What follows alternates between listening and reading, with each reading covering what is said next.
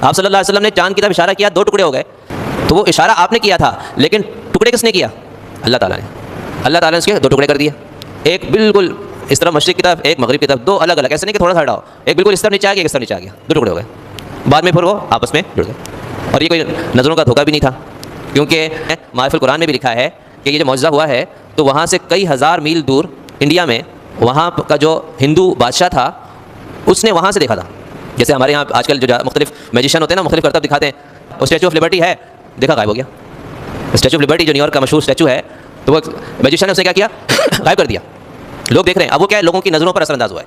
حقیقت میں وہاں موجود ہے لیکن دیکھنے والوں کو نظر نہیں آ رہا ہے. تو یہ آنکھوں میں موسیٰ علیہ السلام کے مقابلے پر جب جادوگر آئے تو قرآن میں اللہ فرماتے ہیں کہ نظر یہ آ رہا تھا کہ وہ سانپ دوڑ رہے ہیں جادوگروں کے، حالانکہ سانپ نہیں تھے وہ. تو اگر یہ نظروں کا دھوکہ ہوتا تو وہ ہزاروں میل دور انڈیا میں ایک بادشاہ کو کیسے نظر آ گیا؟ اس پر تو اثر انداز نہیں ہو سکتا نا.